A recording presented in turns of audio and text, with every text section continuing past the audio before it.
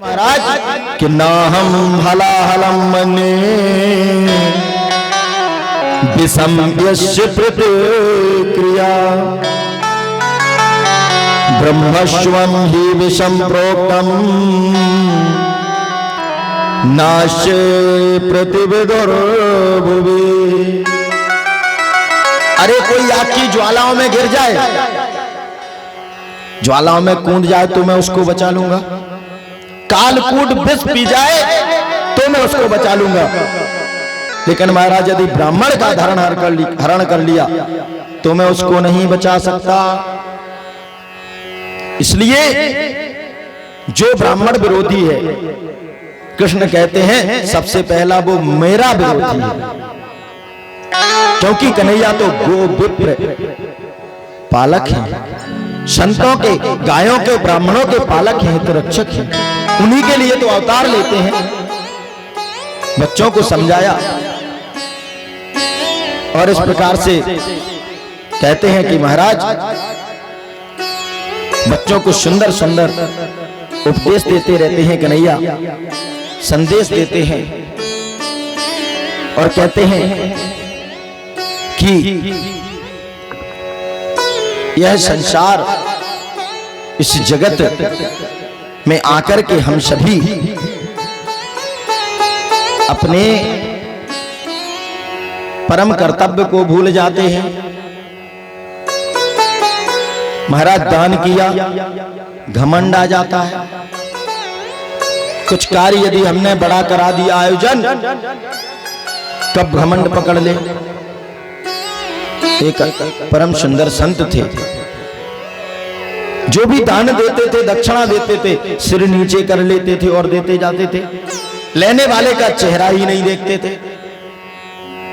किसी ने कहा कि आप देते समय किसी का चेहरा क्यों नहीं देखते हैं? तो कहने लगे कि देनहार को और है, भेजत है दिन रे, ओ हम भरम बिरथा करें ताशे नीचे ने। देने वाला तो कोई और है, हम जो देते हैं क्या वो हमारा है? ये तो सब कुछ उस प्यारे का है और हम सब कुछ अर्पण करते हैं महाराज, और घमंड करते हैं कि मैंने ऐसा दे दिया, मैंने फला को वो दे दिया। अरे तुम ये बताओ, पहले आपने दिया कि पहले मिला है? आपको पहले मिला है कि पहले दिया है? बोलो। जब आप दो, पहले मिला है कि दिया है? पहले मिला है। ज्यादा मिला है कि दिया ज्यादा है? मिला ज्यादा है, दिया कम है। तुम्हारे घर में 1 लाख रुपए हैं तो कितना देते हो? 1.5 लाख। मुश्किल से 100, 200, 500, 1000, 5000 रुपए।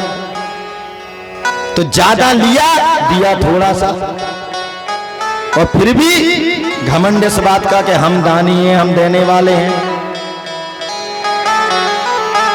बताओ, लिया पहले, दिया बाद में, लिया ज्यादा, दिया थोड़ा, और उस बात पर, किस बात पर फिर घमंड हो?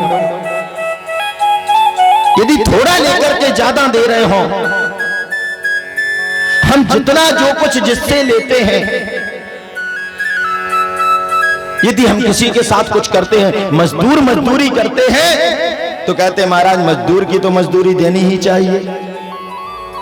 सूर्य भगवान तुम्हें प्रकाश दे रहे हैं, उनको कुछ देना चाहिए।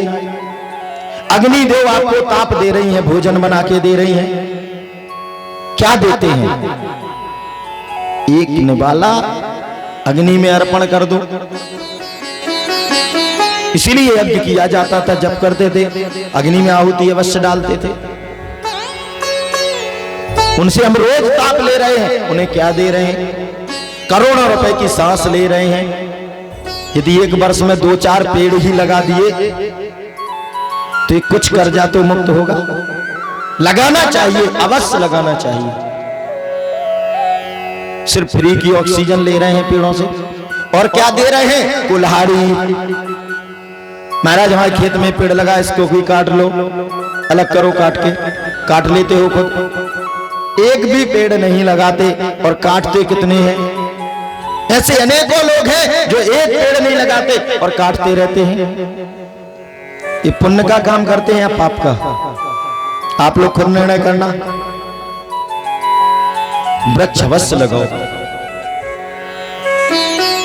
बरगद का वृक्ष किसी ने लगा दिया, पाकर का लगा दिया, पीपल का। कहते हैं महाराज प्रतिदिन कोई व्यक्ति चाहे 100-200 ब्राह्मणों का, कन्याओं का भोज करा दे, चाहे पाकर, पीपल और बरगद के 5 वृक्ष लगा दे। जब वो बड़े होते हैं ना वृक्ष, तो उस पर अनेकों सैकड़ों पक्षी जंतु आकर के निवास करते हैं, उसमें छाया पाते हैं, विश्राम पाते हैं, गूलर खाते हैं, आशीर्वाद देते हैं। हे प्रभु, वृक्ष लगाने वाले का भला करना, अनेक जन्मों तक उनकी संतति को, धन को बढ़ाते रखना। यज्ञ करने जैसा पुण्य फल मिलता है वृक्ष लगाने से, इसलिए वृक्ष अवश्य लगाने चाहिए।